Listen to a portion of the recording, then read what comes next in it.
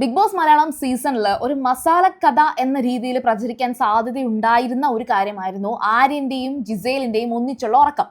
പക്ഷേ അത്തരത്തിൽ ശരിക്കും പറഞ്ഞാൽ പ്രേക്ഷകരത് അങ്ങനൊന്നും സംസാരിച്ച് ഞാൻ കണ്ടിട്ടില്ല.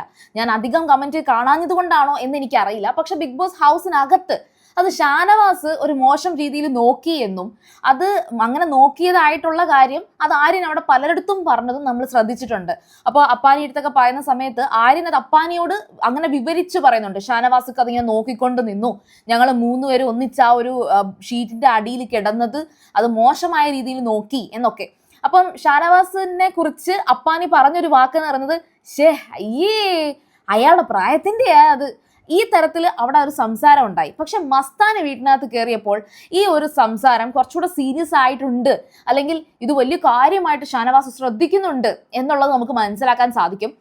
ഈ മസ്താനി പറഞ്ഞ സംഭവം എന്ന് വെച്ചാൽ ശരിക്കും പറഞ്ഞാൽ ഇവരുടെ ഇടയിൽ, അതായത് ആര്യനും ജിസേലും അങ്ങനെ ഒന്നിച്ച് കിടന്ന് അങ്ങനെ ഉറങ്ങി എന്നുള്ള രീതിയിൽ പുറത്തത് മോശമാണ്, അല്ലെങ്കിൽ ആ ഒരു തരത്തിലാണ് സംസാരിച്ചത്. അപ്പോൾ ഇത് അനുമോളും അറിയുന്നുണ്ട്, അതുപോലെ ഷാനവാസ് അറിയുന്നുണ്ട്. പക്ഷെ അനുമോളുടെ ഒരു സ്റ്റാൻഡും അതുപോലെ ഷാനവാസിന്റെ ഒരു സ്റ്റാൻഡും രണ്ടും രണ്ടാണ്. ഷാനവാസ് ഇതിനെ വലിയ സീരിയസ് ആയിട്ട് ഇവരെയൊക്കെ ചിന്തിക്കുന്ന ഒരു കാര്യം വെച്ചാൽ മലയാളി പ്രേക്ഷകരാണ്. മലയാളി പ്രേക്ഷകർക്ക് സത്യത്തിൽ ഇതൊക്കെ ഒരു നെഗറ്റീവാണ്. അവരത് ഇതൊരു മസാല പോലെയോ ഒരു കുൽസിതം പോലെയോ അവർ കാണാൻ ആഗ്രഹിക്കുന്നില്ല. അങ്ങനെ അവർ ചർച്ച ചെയ്യില്ല. അല്ലെങ്കിൽ ഓക്കെ എന്താണ് അവരുടെ ഇടയിൽ നടക്കുന്നതെന്ന് നോക്കാൻ എന്തായാലും മലയാളി ഓഡിയൻസ് അങ്ങനെ പോകാറില്ല. പകരം അത് മലയാളി പ്രേക്ഷകർ കാണുന്നതല്ലേ, ഇങ്ങനെയൊക്കെ ചെയ്യാമോ, ഇതെന്താ ബിഗ് ബോസ് ഇങ്ങനെ ചെയ്യുന്നത്, ഇവരെയൊക്കെ സ്പ്ലിറ്റ് ആയിട്ട് കിടത്തിക്കൂടെ, അങ്ങനെ ഒരു തോട്ടിലായിരിക്കും ഇവർ സംസാരിക്കാൻ സാധ്യതയുള്ളത്. എന്നാൽ ഷാനവാസ് ഇത് ഇങ്ങനെയാണ് സംസാരിക്കുന്നത്, അപ്പോൾ അവിടെ ഒരു സദാചാരം കൊണ്ടുവരാൻ വേണ്ടിയിട്ട് ഷാനവാസ് അങ്ങനെ ഒരു പെരുമാറ്റം അവിടെ കാണിച്ചു. അതായത് അവർ ഒന്നിച്ച് കിടന്നപ്പോൾ ഒരു വല്ലാത്ത രീതിയിൽ നോക്കി, ഇതൊരു പെരുമാറ്റമാണ്. എന്നാൽ അനുമോൾ ആ സമയത്ത് അതിനെക്കുറിച്ച് ഒന്നും മിണ്ടിയില്ല. അതിനെ വലിയൊരു സംഭവമായിട്ട് സംസാരിക്കാൻ അനുമോൾ അവിടെ തയ്യാറായില്ല. അത് ആദ്യം നമുക്ക് മനസ്സിലാക്കാൻ പറ്റുന്നത്, ഇപ്പം ജിസേലും അനുമോളും കൂടെ ജയിലിൽ വന്ന സമയത്ത് ജിസേല് ആര്യനുമായിട്ടുള്ള ആ ഒരു കുറച്ച് ടച്ചും കാര്യങ്ങളും ഒക്കെ കാണിക്കുന്നുണ്ട്. അത് അനുമോൾ മൈൻഡ് ചെയ്യുന്നില്ല. അനുമോൾ മൈൻഡ് ചെയ്യാത്തത് കണ്ടിട്ടാണ് ഈ ആര്യൻ പറയുന്നത്, നിനക്ക് അസൂയാണ്, ഞാൻ ജിസേലിന്റെ അടുത്ത് മിണ്ടുന്നത് നിനക്ക് അസൂയാണ്, ഈ തരത്തിൽ സംസാരിച്ചത്. അതിനെ ഒരു ചിരി കൊണ്ട് മാത്രമായിട്ട് ജിസേൽ അത് അക്സെപ്റ്റ് ചെയ്യുകയും ചെയ്യുന്നുണ്ട്. പക്ഷെ അനുമോൾക്ക് അങ്ങനെ ഒരു അസൂയയോ, അനുമോൾക്ക് ആര്യനെ ഒരു തരത്തിലൊരു നോട്ടവോ ഇല്ല. ആര്യന് പാൽക്കുപ്പി എന്നുള്ള ഒരു പേര് പോലും കൊടുത്തത്, അല്ലെങ്കിൽ അത്തരത്തിലുള്ള ഒരു ക്യാരക്ടർ ഒരിക്കലും അനുമോൾക്ക് സ്യൂട്ട് അല്ല എന്നുള്ളത് അനുമോൾക്ക് വ്യക്തമായിട്ട് അറിയാം. അനുമോള് പറയുന്നൊരു രീതി നമുക്ക് സമൃദ്ധ സുനിൽ ഒരു സിനിമയ്ക്ക് പറയുന്ന കണക്ക് ഞാൻ കൊത്തും നല്ല മുഴുത്ത മാമ്പഴമാണെങ്കിൽ, ഈ പറയുന്ന ഒരു ലെവലാണ് അനുമോൾ എന്ന് പറയുന്നത്. ഒരിക്കലും ആര്യനെ പോലൊരു വ്യക്തിയെ താൻ ഇഷ്ടപ്പെടുന്നില്ല, ഇഷ്ടപ്പെടാൻ തനിക്ക് സാധിക്കില്ല എന്നൊക്കെ അനുമോൾ ക്ലിയർ ആയിട്ട് പറയുന്നുണ്ട്. ഒരു കുറെ കൂടെ ഒരു മാൻലി ലുക്കൊക്കെ വരണം, അല്ലെങ്കിൽ അങ്ങനെ ഒരു പെരുമാറ്റമായിരിക്കണം, ഇതൊക്കെയാണ്. അതാണ് അനുമോളുടെ ഒരു കോൺസെപ്റ്റ് എന്നൊക്കെ അവിടെ പറഞ്ഞുകൊണ്ട് തന്നെ ആദിലയടുത്തൊക്കെ അത് പറയുന്നുണ്ട്.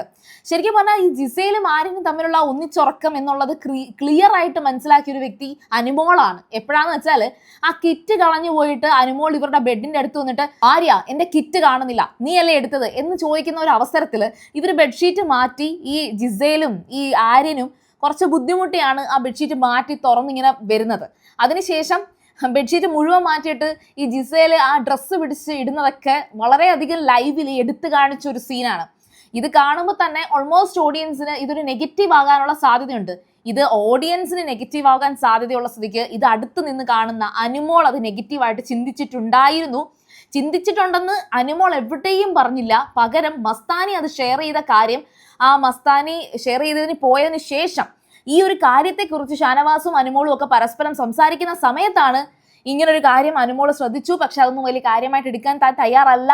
അതുകൊണ്ട് തന്നെ ജയിലിൽ വെച്ചിട്ട് ജിസേലും ആര്യനും തമ്മിൽ ആ ഒരു സംസാരം വന്നപ്പോൾ തന്നെ കളിയാക്കിയപ്പോൾ പോലും താൻ അത് പറയാഞ്ഞത് എന്ന് പറയുന്നുണ്ട്.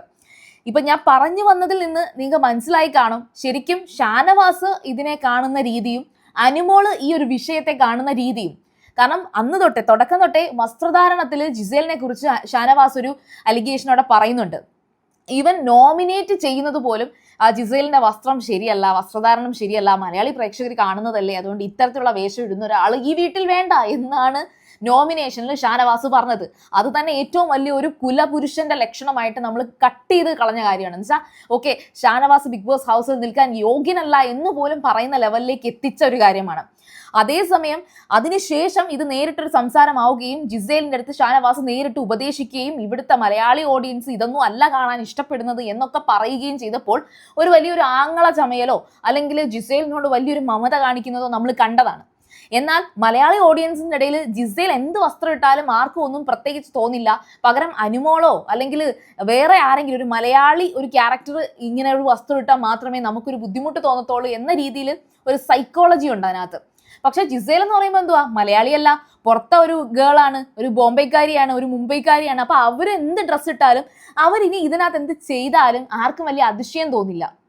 നമ്മുടെ ഒരു കൾച്ചർ അനുസരിച്ച് നമ്മുടെ കൾച്ചറിൽ വളർന്നു വന്ന ഒരു കുട്ടി മോഡേൺ ഡ്രസ്സ് ഇടുമ്പം എന്നാലും അവൾ അങ്ങനെ ചെയ്യണ്ടായിരുന്നു എന്നേ ചോദിക്കത്തുള്ളൂ. ഇപ്പൊ തന്നെ പുതുതായിട്ട് വന്നതിൽ ഈ വേദലക്ഷ്മി ശരിക്കും പറഞ്ഞാൽ ടാർഗറ്റ് ചെയ്ത് കളിക്കുന്നുണ്ട്.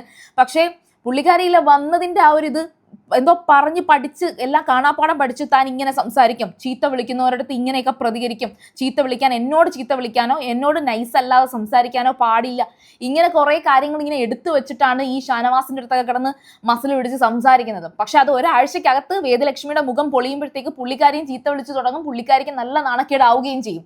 അത് അങ്ങനെ തന്നെയാണ്. അത് റിയൽ ക്യാരക്ടർ എന്ന് പറഞ്ഞൊരു സംഭവം വേദലക്ഷ്മിയുടെ അടുത്ത് നിന്ന് പുറത്തോട്ട് വന്നിട്ടില്ല. പക്ഷേ ഇതൊക്കെ വരുമ്പോൾ ജിസേൽ എന്ന് പറയുന്ന ആ ഒരു ഇങ്ങനെ വസ്ത്രം ധരിക്കുന്ന ആള് അല്ലെങ്കിൽ ഇങ്ങനെ പെരുമാറുന്ന ആള് കുറെ കൂടെ ക്ലോസ് ആയിട്ട് ബിഹേവ് ചെയ്യുന്നു, ഇന്റിമേറ്റ് ആയിട്ട് നിൽക്കുന്നു. ഇപ്പം ജിസേൽ നെവിനും ആണെങ്കിലും ഇവരുടെ ഇടയിലൊക്കെ നടക്കുന്ന പല കാര്യങ്ങളുണ്ട്. അത് അവരുടെ കാര്യത്തിൽ ഞങ്ങൾ വളരെ ക്ലോസ് ആണ്, ഒരു ഗേളും തമ്മിൽ നടക്കുന്നത് പോലെയാണ് ഞങ്ങൾ ചെയ്യുന്നത് എന്നൊക്കെ പറയുമ്പോൾ ഇതൊക്കെ ചോദ്യം ചെയ്യാൻ പാകത്തിന് വേദലക്ഷ്മിയൊക്കെ വരികയാണെങ്കിൽ, മസ്താനി അത്രയ്ക്കൊന്നും ചോദ്യം ചെയ്യുമെന്ന് എനിക്ക് തോന്നുന്നില്ല, പക്ഷെ വേദലക്ഷ്മിയൊക്കെ അങ്ങനെ ചോദ്യം ചെയ്തൊക്കെ തുടക്കമേ വരികയാണെങ്കിലും തിരിച്ച് വേദലക്ഷ്മിക്ക് സംസാരിക്കാൻ വേറെ പോയിന്റ് ഒന്നും ഉണ്ടാവത്തില്ല. പിന്നെ വേദലക്ഷ്മി ഏറ്റവും കൂടുതൽ ടാർഗറ്റ് ചെയ്യുന്നത് ഈ പറയുന്ന ഈ ഒരു മത്സരാർത്ഥികളിൽ മത്സരാർത്ഥികളെയാണ്. ഇപ്പം അക്ബറിനെ ആയിക്കോട്ടെ, നെവിൻ, അതുപോലെ ഷാനവാസ്, ഇവരെയൊക്കെയാണ് വേദലക്ഷ്മി ടാർഗറ്റ് ചെയ്യുന്നത്. അങ്ങനെ അനുമോളെ ഒന്നും ടാർഗറ്റ് ചെയ്യുന്നതായിട്ടോ ജിസേലിനെ ടാർഗറ്റ് ചെയ്യുന്നതായിട്ടോ എനിക്ക് തോന്നിയിട്ടില്ല. അപ്പോൾ എന്തായാലും ശരി, ഇത്തരത്തിലുള്ളൊരു കുൽസിതത്തെക്കുറിച്ച് അല്ലെങ്കിൽ ഇത് ബിഗ് ബോസ് ഹൗസിൽ നടന്നതിനെ കുറിച്ചൊക്കെ നിങ്ങൾ എങ്ങനെയാണ് നിങ്ങൾ വിശകലനം ചെയ്തിട്ടുള്ളത്? അതെന്തായാലും കമന്റ് ആയിട്ട് പറയുക. അതുപോലെ സീരിയൽ ഗാനം ആദ്യമായിട്ടാണ് കാണുന്നതെങ്കിൽ ഉറപ്പായിട്ടും ചാനൽ സബ്സ്ക്രൈബ് ചെയ്യുക. വീഡിയോ ഇഷ്ടപ്പെട്ടാൽ ലൈക്ക് ചെയ്യുക, കമന്റ് ചെയ്യുക, ഷെയർ ചെയ്യുക. അപ്പോൾ ഞാൻ പോയി വരാം. ബൈ.